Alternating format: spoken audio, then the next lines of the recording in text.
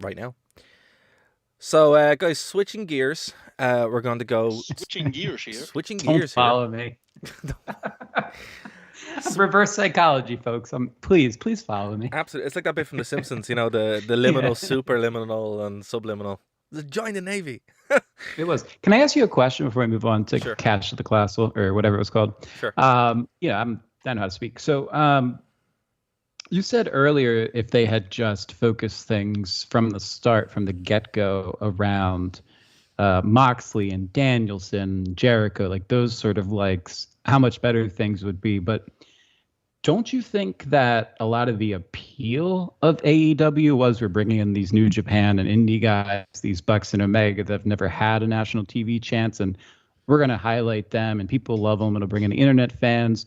And the flip side of that is if you do make it centered around all these WWE guys, aren't you just WCW? And we'd be saying that from the start. I mean, I appreciate the risk. You know what I mean? That's fair. But I mean, there's one thing about bringing them in and using them as talent. There's another thing about making them executives of the company.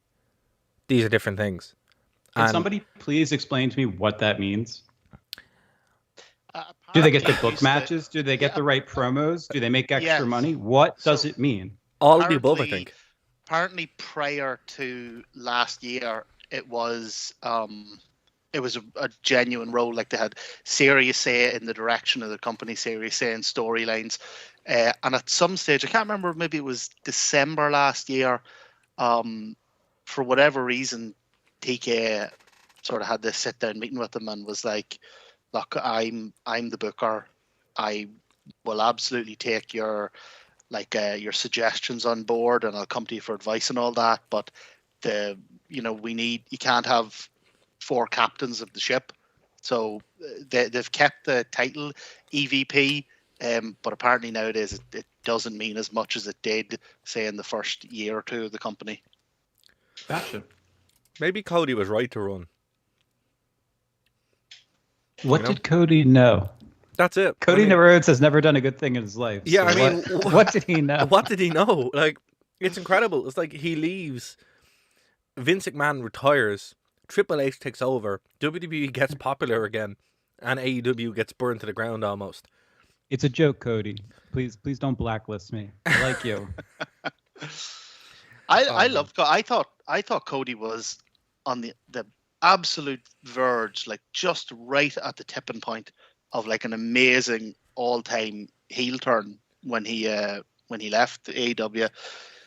I know maybe he just didn't want to do it. Maybe he saw the big stars that were coming in and knew, like, he did go heel. He did the ultimate heel turn. He went to WWE. Well, there you go. He became the ultimate heel.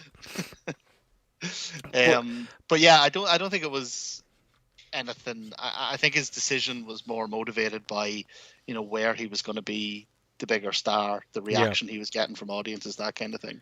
Yeah, no, that's look. There's lots of incentives in there from WWE. Like, we would like to use your dad's name more. We want to get some tournaments back under Dusty Rhodes, like we used to do in NXT. We want Stardust back. We know. Well, maybe. He did do that cartwheel at WrestleMania, but it allows them to use the Rhodes name without promoting AEW. And I think from a business standpoint, oh my gosh, it's best for business. That's what I'm saying. Do you think if he wins the title at WrestleMania, he'll chuck that gaudy, awful W thing out and unveil the old winged eagle? There has been reports actually that belt designs are being changed. Yeah, because it wasn't a Cody who brought back like the original Intercontinental title. I hate that belt. I love the Attitude Era. Really? Yeah, I love the Attitude Era one. I really do. It's my favorite one. Which one was silver? That was the one Cody brought back, wasn't it? Yeah. I like the silver one. Whichever era that was from, I like that. See, I don't know. I just like the Attitude Era. But no, they should bring back the European title, and should have brought it back a Clash of the Castle.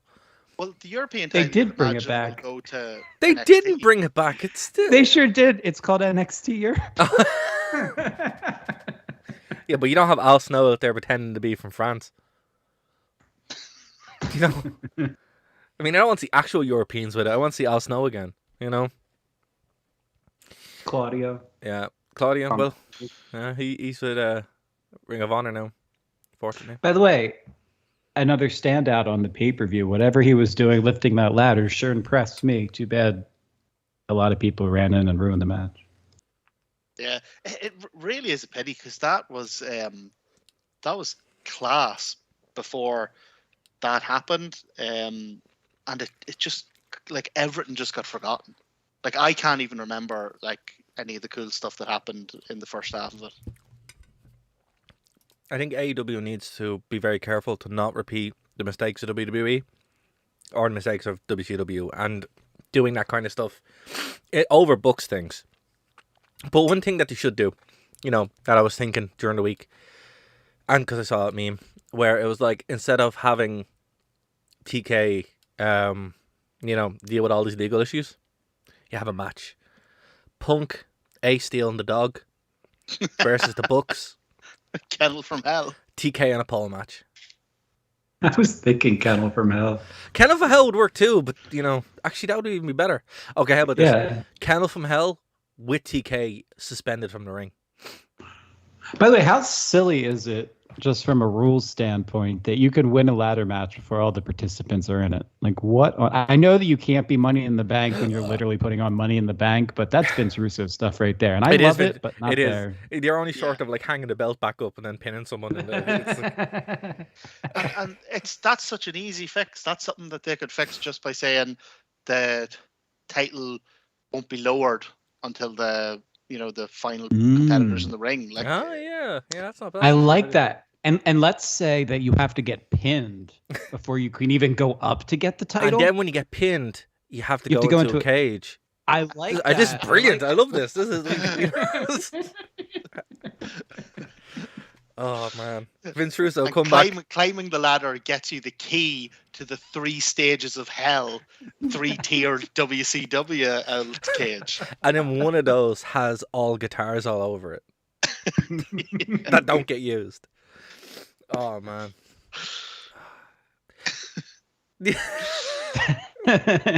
What do you want? We're called the Wrestling Rewind. You think we're not going to reference things that are 3 decades or 2 decades old? Of course we are. That's what we do. Exactly.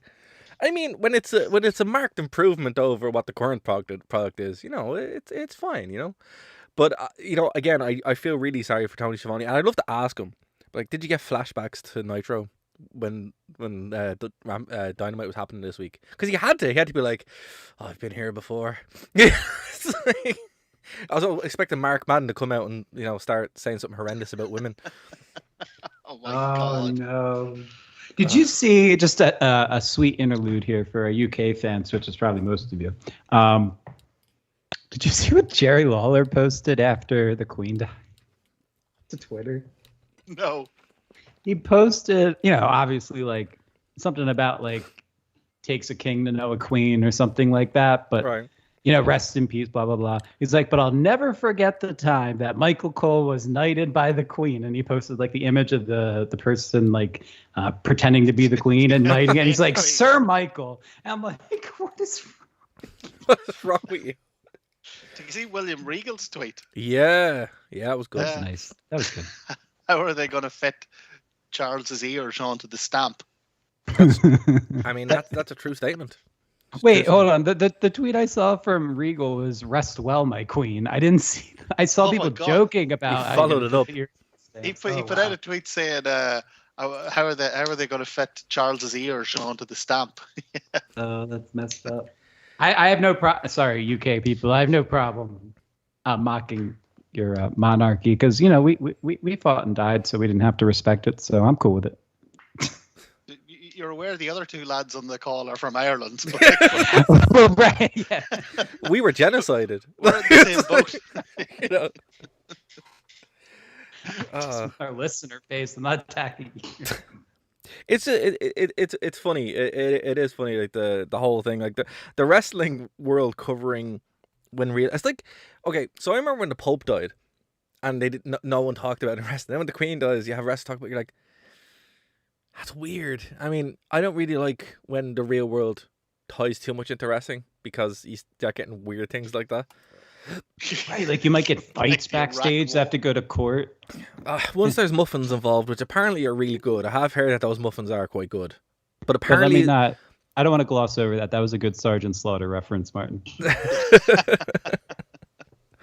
Oh my God. All right, lads. So look, the Saturday, there was, so September 3rd, there was a show in Wales, not the UK. And well, Wales is the UK, but I mean, not England and not Scotland, which WWE seem to believe these are all the same places. Certainly not Drew McIntyre's home country. No, absolutely not. I think he'd be very upset. It's like saying that like Sheamus is from London or from the UK. Also upsetting.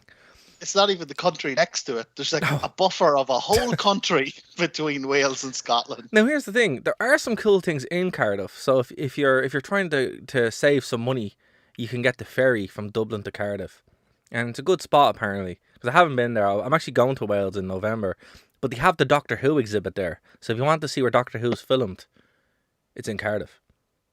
So there you go. I hear Matt Smith gives tours personally now that he has nothing better to do. I hope so. You know, Morbin time didn't work out for him, so he probably has to go back now and do that, you know. He's doing that terrible Game of Thrones show though, isn't he? I think he is on that. I heard good things about it. It's no Rings of Power, but Stop! No, don't. Do not even toy with me, Dave. Do not even toy with me about that show. Jerry, are you going to be in this one or? No, it's the thing. I didn't even realize this was being shot, so I'm not in this one. No, for anyone who doesn't know, I'm in like 3 seasons of Game of Thrones. That's not a work. That's no, true. that's legit. I have an IMDb page. You guys can look it up. Maren, what were you saying? I was just asking, you're not a fan of House of the Dragon? No, I haven't watched it. I haven't seen it. It's actually really good. Is it? I'm genuinely surprised. Okay. So far, it's only like 4 episodes in, but so far it's excellent. I'm more like unhinged when it comes to Rings of Power because it just kills lore. It just destroys lore completely. So, I mean, I'm not even going to entertain that. Mark, can I ask you like an honest question? This is a wrestling podcast, obviously. As someone who refuses and will never watch the final season of Game of Thrones, would that impact me watching this prequel series? No, it's not. Okay. There's like, it's done really well. It's very much its own story. But there's like sort of wee nods and hints to, for fans. With Rings of Power, I'm actually quite enjoying it. But again, that's because I don't know the whole, the real Lord of the Rings lore. I'll put it this way. The first 5 minutes fundamentally destroy the story they're trying to tell and make the entire Lord of the Rings Third Age impossible from happening. That's how much of the lore killer is. See, I didn't understand any of that. So. No, that's the thing. Like the only thing that's been bothering me about it has been the phony Irish accents that they've had the hobbits doing. Hobbits do. Yeah. Look, as I said, if people watch it and enjoy it, but I'm not engaging with it because no, we're not doing it. We are not doing that. But no, I will watch House of the Dragon. But the thing about Matt Smith, on the point of Matt Smith, right? I feel bad for him because everything he's done since Doctor Who has failed. So I kind of wanted to succeed just so he has something to do. Because Morbin time should have been better. I liked it. I personally enjoyed that. No, that's a lie. It was the most boring thing I've ever seen. So it really was. It was atrocious. I like their season in America. It was it was good. That was good. All right. That's how it's but here's the thing. We've been working on me accents, so let me know how I'm doing. Terrible. That's very good Jamaican. Very good Jamaican. Yeah. It's like when your man, what's your man? Paul Rudd, just slapping the bass and it's like Jamaican. But okay, so some sad news from WWE actually, and it has kind of bummed me out. Pat McAfee is not going to be doing commentary anymore. Bizarrely, he's switched like a leading, like very upfront role with a major international company. Is he being like an announcer on college football? Yeah. Is college football like really big in the US, Dave? Apparently it is, Dave. Yeah, is it? Yeah, so I'll be watching the Bama game tomorrow at 10 a.m. But that's University of Alabama's game. Is that Roll Tide? That's Roll Tide. Yeah, absolutely. See, I know this. Shout out to Josh Boatwell, who's not listening to the show at all. He's not. But Josh, if you're listening, we'll translate this into Spanish for you. You're welcome. One person that gets that joke. It is Popular Game Day, which is what he's going to be on. Basically, it's like a pre-show where they talk about the games of the day and blah blah blah. But Yeah, it's disappointing in some aspects because I've seen casual fans, whether that's Jenna who laughs whenever McAfee talks. It's made me listen to his podcast, a couple cool episodes of that. It's definitely going to be a loss to the entertainment factor because I've always been a coal miner, but with Pat McAfee, I really love Michael Cole. So they have a really cool dynamic going on there. So yeah, it's a sad day for the WWE in terms of commentary because after years. Is Coal Miner a reference to one of these college teams, or is that No, what you call Michael Cole? They're called Michael Cole fans. What year was that? Was in like 2011, 2010, yeah. something like that. Yeah, at one point, Martin. But he had his glass cage that he said. Yeah, at one point he had a glass cage where he'd be in it, and he said, like, "This is for coal miners." I'm just stunned that he's ever had enough fans that they warranted He didn't. their own name. He was massive. This was his massive heel turn where he like had the WrestleMania win and everything over Jerry Lawler. Yeah, if you discount what happened with Vince, that made SmackDown having 2 undefeated WrestleMania wrestlers on commentary, both Michael Cole and Pat McAfee, unfortunately. But McAfee lost his second match. But is it ever fair to have 2 matches back to back? But in all seriousness, though, even when Vince was there and commentary was terrible, Pat McAfee managed to do his own thing. So, at least now, and he was my favorite. Actually, funny and true story. The first episode of SmackDown that Pat McAfee is on. That's the episode that I'm on the Thunderdome, so you can see me behind him. Okay. Gotcha. So it's there you go. To put You're that not very, one of the lads that was cutting heads off, or no, I was there the whole time. It was grand, but I think they had ironed that out at that point, Martin, when Chris Benoit was stopped appearing. When Benoit stopped showing up on the shows, but didn't Omega show up on one of those Omega shows showed up. Yeah, he was watching it at one time. Yeah, when he wasn't getting bitten, allegedly. That's why it needs to be a kennel from Hell, man. Ace Steel in the cage. Just like he's rebranded now. In the kennel. Yeah. He's rebranded now as like Pepper the dog. That's a new gimmick, Let me book AEW. It'd be terrible, and I'd entertain myself something first. But I thought your courtroom booking was fantastic. Thank you. If you book AEW like that, Thank it'll you. be fantastic. I appreciate it. That's what I do it for the loads on the memes. Okay, but seriously, guys, right? This show, I genuinely thought this was a better show from start to finish. It was much tighter. It was only 6 matches, and that main event, probably one of the best main events of the year. And also, I do have to say, Sheamus and Gunther, holy hell, why was that match so good? And I hope this leads to a lot more. So, who wants to take the lead on this? Martin does. Martin, go for it, sir. Yeah, I enjoyed Clash. Obviously coming from me, I didn't think it was a patch on All Out, but I thought Sheamus and Walter had just one of the matches of the year. It's the kind of thing that Walter was doing in NXT, and that Sheamus is just like, you can see it when he's out there. He's just desperate to do. He wants to be let off the leash. Some of it didn't really hit for me. I've real concern, and as much as I want to like her, and I know that she's got a huge support amongst the fans, I have real concerns about Liv Morgan as champion. How dare you? I know. No. And I thought Shayna Baszler would have been great. And the match that I was most looking forward to, Seth Rollins and Matt Riddle, because I thought in ring that'd be brilliant, was a little bit let down by it.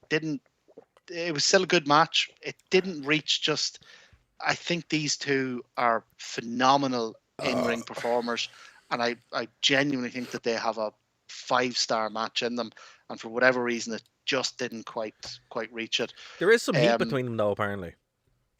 Yeah, but they're not biting each other backstage. So. I love that's the bar now. That's the standard. How bad is it? Well, they're not biting each other, so it's not too bad.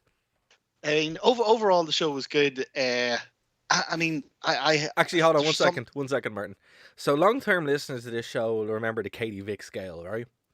We're bringing this back. So on a terms of 1 to 10, It's the Katie Vick scale. 1 to 5 Katie Vicks, right? 5 being the worst, 1 being the least. How bad was the CM Punk brawl or melee on the Katie Vick scale? I'm going to go to you, Dave, first. How many Katie Vicks was it?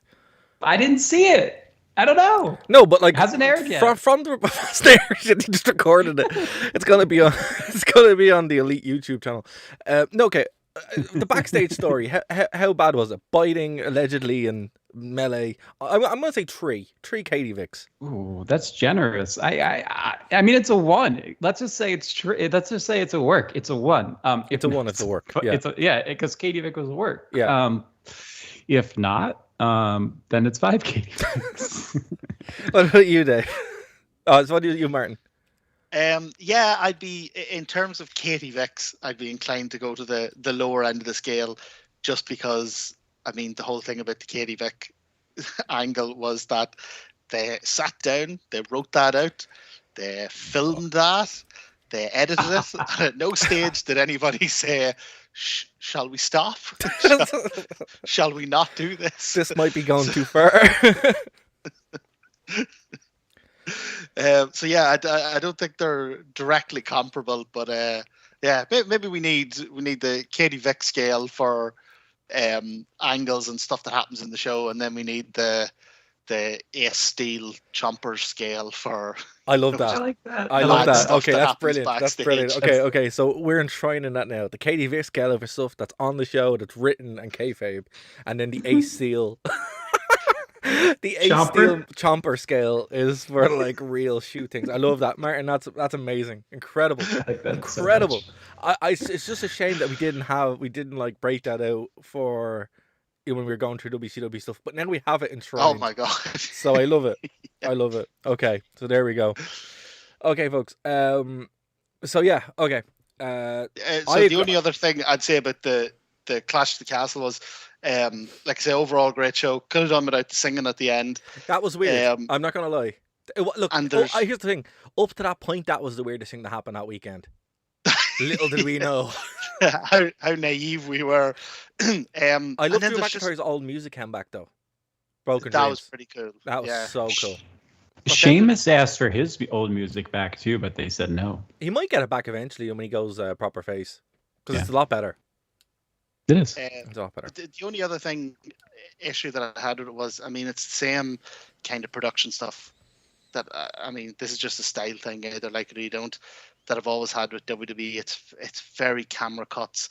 There's matches, and then there's 20 minutes of other stuff before there's another match. You know, there's ads and promo codes, and then backstage stuff, and then video package, and then there's like 20 minutes between matches, and there's just stuff like that. But that's just WWE stylistic stuff. No, you have a great point. Like, doesn't it suck when advertisers actually want to invest in your product and not have their product next to a guy slicing somebody up with a pizza cutter? I mean, great point. Great point. That's product integration. That's product placement. Forget augmented reality. I keep getting these ads for these Japanese knives. There you go. You should partner with them and be like, we're going to use these knives to blade. Just bringing this massive knife to blade, like. Look, I would say there is this criticism, and I want to get your opinion on it, guys. Should Roman Reigns have lost? Like, I know we said, Martin, last week that I honestly thought Roman Reigns was going to lose at least one of the belts. Were you upset that Drew didn't win, Martin? No, I wasn't upset because I didn't think he was going to. By the way, firstly, you actually called it, so fair play. Yeah, firstly, I think they've made Reigns so dominant that the only person who can take it off him now is Cody Rhodes. That he's beaten everybody else and beaten them fairly decisively. He's beaten Lesnar, like the top guy in the company for the past. You know who 10 hasn't years. Beaten? Ace Steel. He hasn't gone against the Chomper and Chair Tower. Did you like that they name dropped some of the people that he beat, and they included on that list Daniel Bryan and John Cena, and there was somebody else that's in AEW currently. Daniel Bryan and somebody else. And I was like, whoa. Oh, okay. Yeah, there Maybe seems to be. This is one of Triple H's things that he's opening up the wrestling world a wee bit more, because WWE for years was like, a just bubble. this enclosed bubble where only WWE happens and nothing outside it. Like, even when they brought Cody back, it's like his first time back in the ring in 6 years. Like, well, no. No, I love when he brought AJ up. It's like, he was in Florida. He was a champion in Florida. It's like, what's in Florida? Sunning himself. It's in Florida. He spent some time in Tennessee. But yeah, let me run through some things on the card real quick to get us caught up to the main event, because I think that's what everybody wants to talk about. Damage Control did absolutely nothing for me whatsoever. I want to like it, but didn't hit. Like you said, that was probably match of the year between Sheamus and Gunther. That blew my mind. It's man,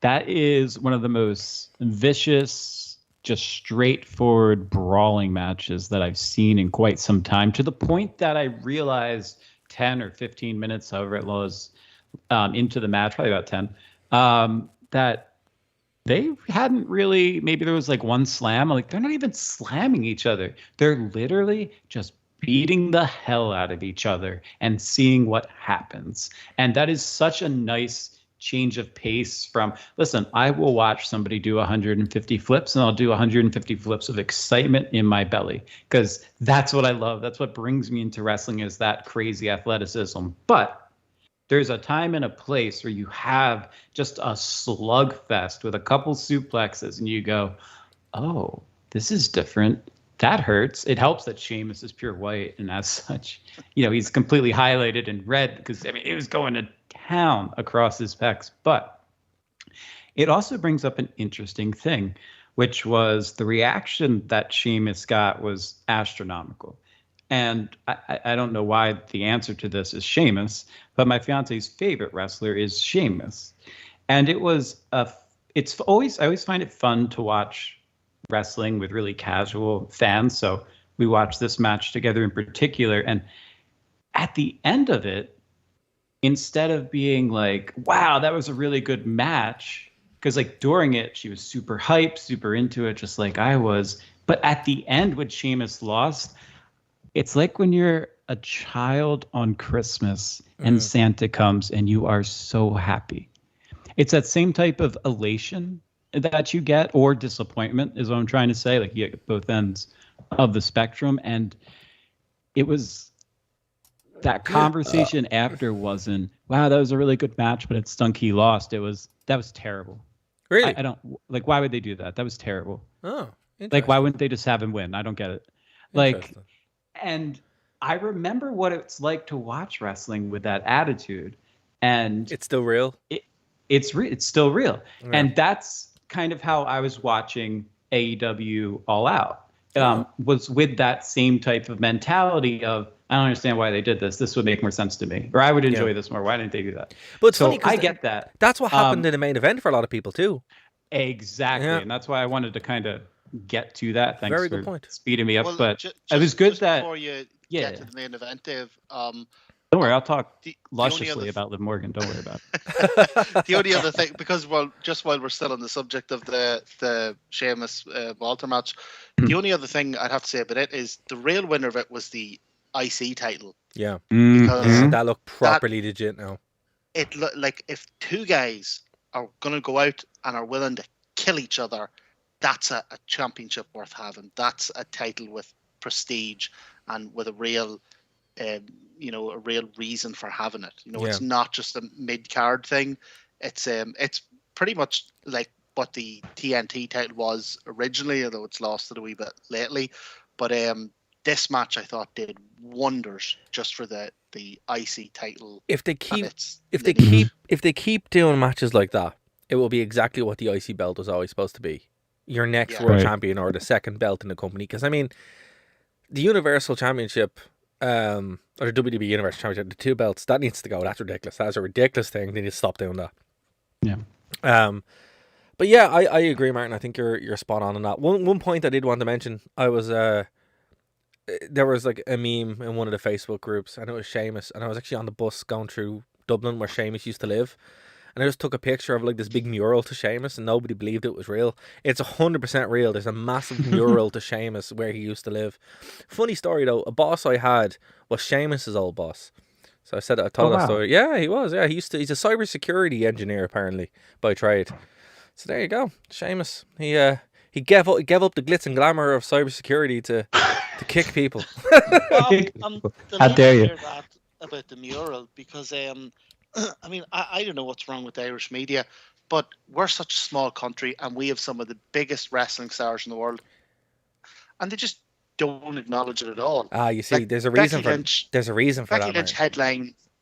Yeah, well, Becky Lynch headlined WrestleMania, and whether you think wrestling's silly or not, that's a local Limerick / Dublin girl done good, putting on, doing what she does in front of 70,000 people. And if you were watching or reading, Irish newspapers, listening to the radio that weekend, you wouldn't know what was happening. No, it's very much the same thing that happens with the metal community.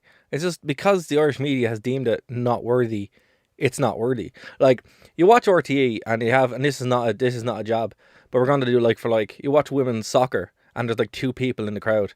They're like, oh, isn't it great? It's like there were 2 people there. Becky Lynch performing in front of 70,000 people and you just don't care. Yeah. It's just because you haven't deemed it that way. And if people have a problem with that, let us know. Because that's kind of how it is. It's very frustrating because we are such a small country that like we have some of the biggest stars in the world in WWE right now. And they just don't care. Like Dave, it's wild. Like in the US, wrestling has much more of, even actually in the UK, there's a much higher prestige of wrestling for some reason. This is what's blowing my mind, because to hearing you guys' perspective on this is really fascinating, because as someone who lives in the US, when I'm watching the product, they made it out. Like all of Ireland was behind Becky Lynch and she was this superstar there, and thus, so what we're fed from the machine for the storyline is not what you're actually seeing on the ground, which is, well, I mean, it's disappointing to hear. I mean, it makes sense. I get it. Like, it's wrestling, obviously. It's wrestling. That's the problem. Like exaggerate. Well, look, with Conor McGregor, for example, right? Conor McGregor would have more of a, would be more of a like mainstream acceptance, right, than wrestling. But yeah, no, I mean, like. And trust me, what CM Punk did to the Bucks allegedly is nothing compared to what happened between Khabib and Conor McGregor. So I think anything's Conor possible. McGregor and some old fella in a bar. Oh yeah. Did he fight a bus one time as well? Same situation, kind of same people involved. But yeah, through a chair, through a bus, and a girl had to get stitches or something like that. Crazy. There you go. But anyway, there's the match: Conor McGregor, CM Punk, and Ace Steel versus the Bus. The Bucks, the bus. Kenny Omega in a kettle from hell match with TK and Dana White suspended above. This writes itself. It does write itself. Look, you can even, I will book it. We can even put the kennel in the baggage underneath the bus. I think it's all perfect. But it was nice seeing Imperium back. They should get a shout out, I guess. Yeah, Liv Morgan won. Really, all I can say is I'm really glad you don't botch as much as you used to, Liv. Keep it going. The true story, though, there's a chair sitting next to me that has her face on it. It's from the last WWE pay-per-view before the pandemic. It's got other people's faces. Shayna Baszler is on there as well, and Daniel Bryan, hilariously, and Roman Reigns. But it's nice to have her next to me when I'm watching wrestling. I just feel extra connected to Liv. But yeah, I'm happy she wins. I mean, it's just handing the title back to Ronda at some point, so we'll see what they do with it. She's keeping it warm. Yeah. Actually, can I bring up one thing real quick? So, is Dominic Mysterio? Are they implying that Dominic Mysterio is actually Eddie Guerrero's son? Is that the implication? I mean, they're hinting at it. They're really going hard at it. Yeah, like. That, because when I walked away from this, I'm like, okay, so Rhea Ripley is banging Dominic, and Dominic is actually a Guerrero. That's what I got from that. And what I got for this is they made everybody from the UK region out like, yo, we're from the UK. It doesn't matter if we're good or bad. Root for us. But poor Finn Balor gets no respect, no acknowledgement of even where he's from during the show. I was like, come on, you're doing it for everybody else. Like, yeah, but why not? Well, I mean, he's from Bray, and Bray's not a very colourful... apologies to anyone who's listening from Bray, but it's a very grey place. I mean, it's Bray. Martin, you've been to Bray, haven't you? I've been to Bray, yeah. But Yeah, I it's mean, nice, but I mean... I'm currently living in East Belfast, so... Yeah, so there you go. I mean, it's about an hour and a bit away. So just so I understand, you don't like him because of where he grew up. No, it's not a very sexy place. It's not like you're like from Las Vegas, Nevada. Or not even Dublin, Ireland. It's from Bray Where in Wicklow. Ireland, though, is the equivalent of... You have to From understand that we don't care. You just sexy say from Letterkenny. Ireland, and we'll be happy. I suppose that's a good all we point. need. I suppose that's a good That's all we point. need. But like when you hear Like, do you Bray, guys care when you hear like from like blank blank Texas? You're like, okay, he's from Texas. Well, You're not funny- like, well, he's from Dallas or he's so from San funny, Antonio. so It matters. Like, funny and true story, right? Growing up, a lot of people were always surprised how I knew lots of state capitals, right? As like a kid, and the reason for that is, you know, I've never been to Boise, Idaho, but I know Tori Wilson's from there, right? And then it wasn't until years later when I was talking to Gary and we were doing the international desk. He was like, "Yeah, I knew all the state capitals because wrestlers were from them." So I mean, yeah, it just sounds more exotic, I suppose, when you hear like Boise, Idaho, rather than Bray Wicklow. That's why I failed geography, because I always just used to put parts unknown in. Parts. That's where Kane's from. Death Valley. Death Valley. It's a real place, though. It is a real. But I did like in that match, well, not that match, actually the end of it, didn't believe in Dominic, have never believed in Dominic. And then as he's walking up the entrance ramp, he turned around and the great camera work that they do in WWE caught him giving the smuggiest, snarkiest smirk that I have ever seen. And all of a sudden I was like, I hate you. And I'm like, you win. It worked. You got over. I don't know how. You got over from somebody who doesn't want you to get over. And you gave me that look, and they followed through on Raw with keeping that same attitude, because clearly they saw it on camera as well. You make that work, and maybe Dominic will actually amount to a single star. It's not impossible. Like we talked about, I don't have anything to add about the Rollins and Riddle match. It was good. You asked the question, Dara, about whether the main event ending was disappointing.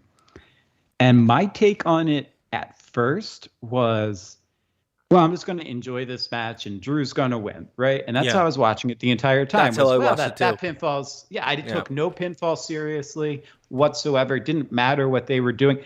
But then he lost. Yeah. And that's when I went, wrestling still gets me. Because I want to be surprised. I want to I want to see what makes the most sense for wrestling happen. Because Drew thought he was off the air, which is hilarious. Yeah. But Drew thought he was off the air. Do we keep going? Yeah, that's funny. Yeah. But he made a comment right before that, which was, forget about this superficial, like, I'm from here, so I should win. That's not verbatim what he said, but that's what he was implying. Like, let's just enjoy that wrestling is back in the UK and thriving. And it was him acknowledging the only reason I'm being booked right now for this match and you guys are going crazy and just success is because of where it is. And I realize that and you realize that, but let's forget it and just have fun. Fair. And that made it really difficult for me because I went in thinking, well, Drew has to win. He has to win. It just makes sense. And then I was like, no, it doesn't. And that's coming from somebody that said throughout the entire pandemic, he deserves to win in front of a live crowd because he never got to experience that. He won and he lost without a fan in attendance. Yeah. And yet, when he had the best support he will ever get, I also realized that's the best support he will ever get. He will never be that over again for the rest of his career, title or not. So there's no point in giving it to him. And I know that is contrary to the popular opinion, and it kind of sucks to hear, and it sucks to say, but I think it actually makes sense in terms of should he have won or should he have not? No. You gave us a surprise, you shocked us, and you're carrying a storyline further where we know Roman's going to drop the belt, but at this point, we don't know who or when, because if you're not going to give it up to Drew when everything is aligned and all the constellations are in a straight line for the first time since Sagittarius was in bloom, it's going to mean something. So when that title's given up. And like we talked about with the IC title, they made it mean something. It's a silly that it's 2 belts. I'm sure they'll combine it into one, but man, whoever ends Roman's reign, that's going to be a person. That was good. No, it's funny, right? Because I heard some people complaining, oh, Triple H doing the same thing that Vince would do. Ugh. And you're like, oh, stop. Just, please stop. But I was laughing because I want to give a shout out to 2 pages on Facebook. One, AEW fan said what? And cringy wrestling stuff. Right, I really enjoy those 2 pages. That's where I'm getting all the memes that I'm subjecting my 2 co-hosts to on the regular, particularly when it pertains to CM Punk and his alleged biting friend. Yeah, don't follow us on Twitter. Please don't, because you'll see great memes, and nobody wants to see that, so don't follow us. Nobody wants to see the memes. But it was funny because I saw a comment that was clipped, and it was just like, Tyson Fury can punch a WWE star, but if I do it, it's assault. And someone's like, wrestling isn't real. It was amazing. And I was like, why would you think that? Why would you think? Maybe he was just inspired by CM Punk, or maybe CM Punk was inspired by. Maybe, and that's what I was thinking. I was like, wow, that was posted a day before this actually was CM Punk happened. So I mean, yeah, it was funny. I was like, well, for some people, wrestling still is real, and obviously because we're covering this week on week. Dave, yourself, myself, I'm covering this for over 10 years or whatever at this point, and it's just like, yeah, wrestling can still get you, and I mean, this show was so unique. It was so different. It had a different crowd to it. WWE should do it more. They should really come over to the UK more. Does this give you hope? Well, they never come to Ireland because why would they? I understand, and I never do. will. And by the way, love the fact that you guys aren't part of the UK. But we haven't been for 100 years. Since it's within, I know. I'm just saying. I'm not that. Well, give or take 80 years. My major is history. Fair. But my point is, does this give you hope that there's going to be more major WWE internationally broadcast shows within driving distance of you, which is not something you guys get very often? Dave, you're aware there's water between. There's also ferries. I don't know if you were alive 100 years ago, Jared. But right. I just wanted to know. I just wasn't sure if you're like driving distance. Like, there's water. Listen.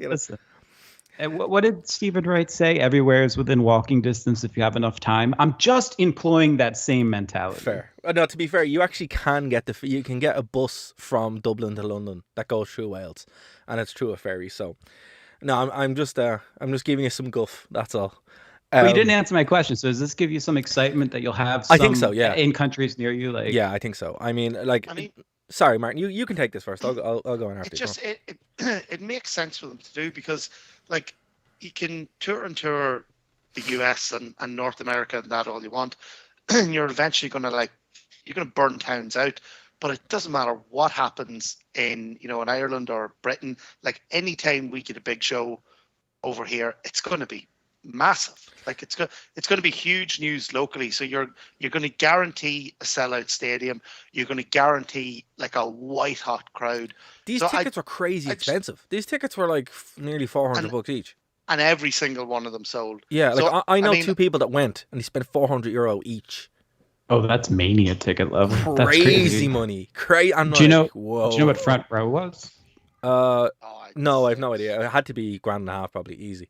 Yeah, because I know, I just out of curiosity, I looked at Mania, and I think they were like $3,000 to $5,000 for first row. And that's what One Night Stand was. One Night Stand was like $4,000 for front row. Yeah. Steinbauer for the win though. I can't. But it just makes business sense. I don't know why they wouldn't be over this side of the Atlantic every other year. Well, look, it makes way more because, like, the UK for some reason is probably the second biggest market for wrestling, purely by a lot of the wrestling shows that you watch on YouTube. They're all wait. It's not Saudi Arabia.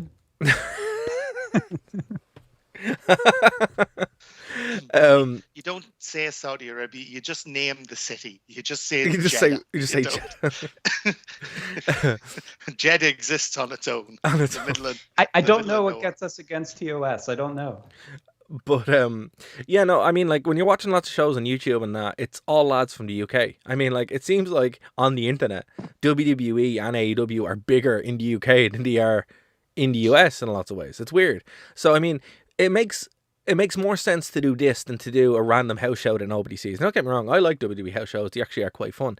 But this probably made them, one, a heck of a lot more money, made a lot more sense, and got a lot of people more enthused about the product because, one, it's under Triple H. So this is probably the first show that they've done outside of the US Canada thing, under Triple H. But maybe people who didn't watch wrestling were like, oh, I'll go to this and get some cheap seats, because the cheap seats for the UK shows are always like £30 anyway, so they're not that bad.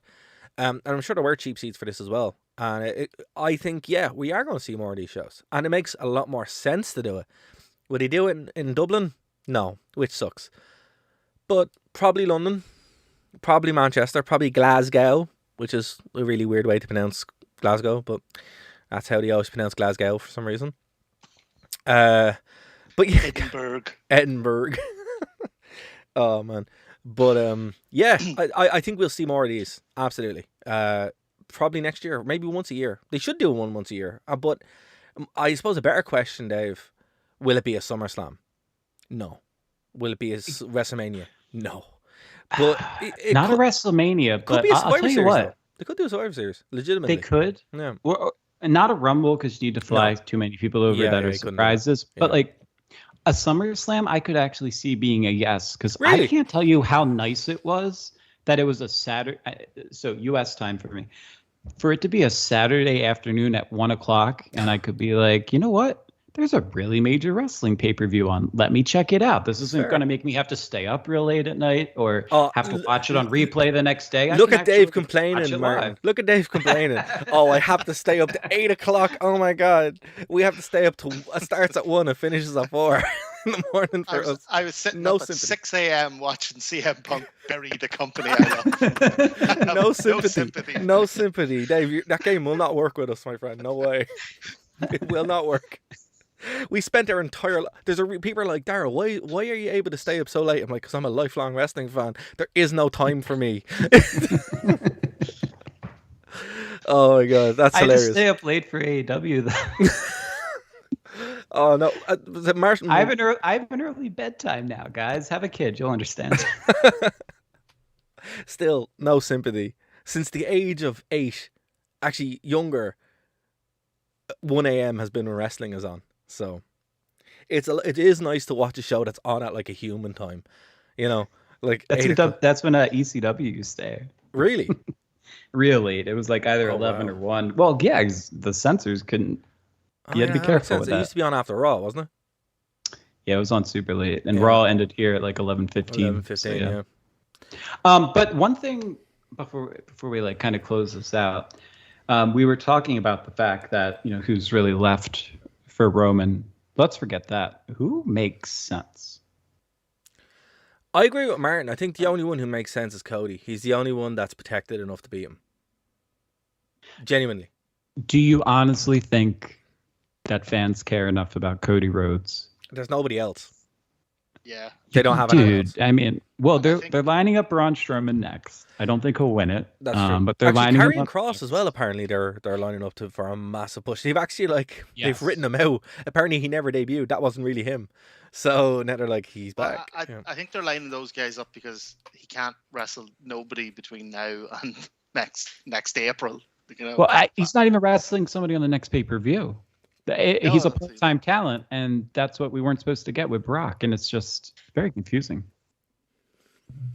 Yeah, to me, it just looks like it's been kept for Cody. It makes a lot of sense. He's the only one he hasn't faced, let alone that he hasn't beaten. And Cody's talking about, you know, the legacy of his dad, the legacy of that old title, and that problem you were talking about, Dara, about having these 2 belts. Yeah. You know, Cody can solve that by coming in and winning it and unveiling, you know, like whatever the new unified title WWE title is. You know, what they should do is rock up to Kenny Omega and be like, "Hey, man, how's that bite doing? Don't worry. Here's a boatload of money. Come on over." That's what I'm going to pitch you something crazy.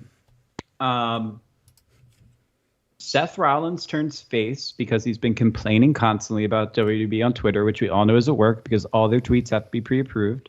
The fans sing along with his entrance to no stop, whether they're in the UK or the US. It doesn't matter. They're former. Partly though, just because that song was specifically made to sing along to, like you could have. As they should be. As they should be. But yeah, I mean, could you even hum Roman Reigns' theme right now? Because I can't. It's terrible. It's abysmal. But have Seth Rollins have him form his own Shield, bring some guys up from NXT 2.0 to go against the Usos and Zayn and whoever. Bring Kevin Owens in to go against Zayn to be his factor, and let that kind of turn it into a decade-long storyline of Seth finally overcoming Roman and realizing his betrayal led to all of this, and that Roman's left that, but Seth still has it in him. And I don't know. I think that's the only person on the roster I point to as this would make logical sense. I mean, everything else is great. It'd be cool if Cody came in for the pop, but for long-time storytelling, I don't know. I don't know. Is that just me, or did you see where I'm going with that? I have one better. Okay. Right. So you do that, and he gets beaten. Lights go off. Green lights hit. Triple H walks out. Oh my God. Wins the belt. And then hands it to AJ Styles. I'm with you. Wait, so well, here's the thing. Actually, hold on. In all seriousness, right? The Fiend. Why not the Fiend? Well, because he's a terrible wrestler. Oh, says Roman. He is a terrible wrestler. But remember, he has never stopped him before. He has never stopped him before. He can just do all the spooky stuff. And that's it. You know, they can have a fun house match. And that way... no, I'm deadly serious. I'm not doing a bit. They could have a fun house match. It could happen. And that way, Roman Reigns doesn't get... It's like the same with John Cena, right? Right. Yeah. So if he goes back and they can do the whole story and he can bring in Seth Rollins, he can bring in all the people he's betrayed and do it that way. If they really want to keep him strong, they can do that. So like the ghost of Reigns' past. Yeah, exactly. It takes all the ghosts together to defeat him. Yeah, and then you have Bray Wyatt come back and that's his return. You know, it's like nobody else can beat me. For those of you that are listening to this and like, why are they talking stupid ideas? We booked a courtroom earlier, guys. Deal with it. Did you believe at all in the younger Uso being a viable threat, or you're like, wow, he looks too young to go yet? Yeah, I didn't. I've seen him in the ring, and I'm not trying to put him down in any way. I'm just saying from a TV standpoint. Yeah, no, it was the weakest one. But the weakest part of the whole match was Tyson Fury. I mean, yeah, he's legitimately undefeated, but I'm also like, I just hate when you have people like this showing up. Even the Attitude Era, when we're watching shows or whatever, and you see Mike Tyson? No, not Mike Tyson, the English guy. You know, I'm the Juggernaut. You know what? That guy. Oh, Vinny Jones. Tyson Fury gives me Vinny Jones vibes, and I'm like, I hate this. I really hate this. It didn't bother. Sorry, oh no, go ahead. No, I was just gonna say it didn't bother me when he knocked out Austin. I thought that was funny. Did I need him later in the match? No, I definitely didn't.